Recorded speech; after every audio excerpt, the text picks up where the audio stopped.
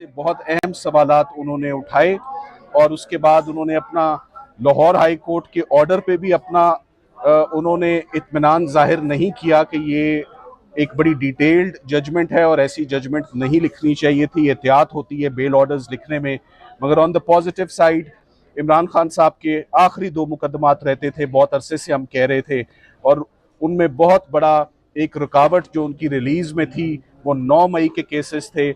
अल्लाह ताला ने आज उनको उन 8 केसेस में भी हमें बेल फाइनली हमें ग्रांट हुई है और ये बहुत बड़ा एक डेवलपमेंट है, क्योंकि बहुत अरसे से इमरान खान साहब के केसेस में कोई पेशरफ्त नहीं हो रही थी, कोई सुनवाई नहीं हो रही थी, कोई डेवलपमेंट नहीं हो रही थी, कोई खुशखबरी उनके लिए नहीं आ रही थी। तो ये मेरा ख्याल है कि इमरान खान साहब के लिए it's a sigh of relief कि फाइनली 9 मई के केसेस में आज सुप्रीम कोर्ट ने उनको रिलीज कर दिया है। अब एक आखिरी उनकी अरेस्ट बाकी है अल-कादिर में, मगर अगर जैसे यहाँ पर छुट्टियों में काम हो रहा है, अगर सड़क के उस पार लाहौर इस्लामाबाद हाई कोर्ट में भी उनकी अल-कादिर की सस्पेंशन और उनकी अपीलें अगर फिक्स कर दी जाएं तो तमाम इमरान खान साहब के केसेस ज़मीन बोस हो जाएंगे।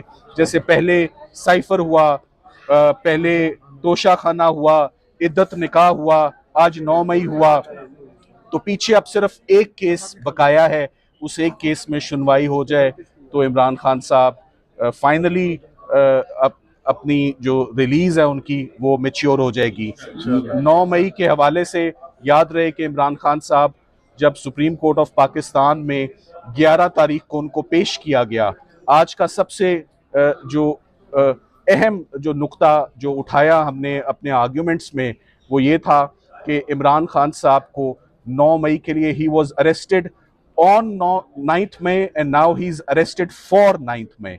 सो ये ऑन और फॉर दोनों में उनकी अरेस्ट अनजस्टिफाइड थी। 9 मई को भी उनकी अरेस्ट अनजस्टिफाइड थी और उनके केसेस के लिए भी उनकी अरेस्ट अनजस्टिफाइड है।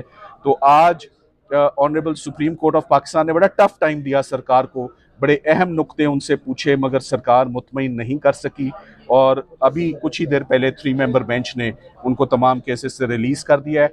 मेरा ख्याल है कि जल्दी अगर अल-कादिर भी फिक्स हो जाए तो खान साहब की रिलीज बिल्कुल तैयार है। क्या समझते हैं 9 मई का बयानिया उड़ा दिया सुप्रीम कोर्ट ने? देखिए ये तो ऑर्डर आएगा तो आप ऑर्डर में देखेंगे, मगर आज जो सवालात थे जज साहिबान के वो बड़े सख्त थे कि एडर अबेटर फैसिलिटेटर का जो साजिश का केस होता है उसको कभी भी उसको अरेस्ट में नहीं रखा जाता। तो ये जो हमेशा से पैटर्न रहा है सुप्रीम कोर्ट ऑफ पाकिस्तान का और अदालतों का कि जो साजिश के मुकदमात होते हैं, साजिश का इल्ज़ाम होता है, वो ट्रायल कोर्ट बेहतर जज करती है, वो ट्रायल कोर्ट देखती है, ना कि उसमें एक शख्स को 2 साल से गिरफ्तार रखा जाए।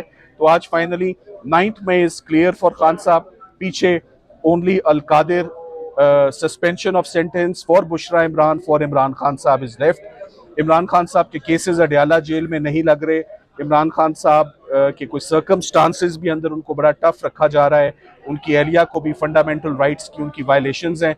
हम उसके ऊपर भी बहुत जल्द एक पिटिशन गुजारेंगे और इंशाल्लाह सुप्रीम कोर्ट से बहुत उम्मीदें थी और आज सुप्रीम कोर्ट जैसे साइफर के केस में जैसे सुप्रीम कोर्ट ऑफ पाकिस्तान ने इमरान खान साहब को रिलीफ दी, आज 9 मई में भी वही रिलीफ उनको मिली है। और बड़ा रिलीफ इमरान खान साहब को आपकी क़यादत में मिला है।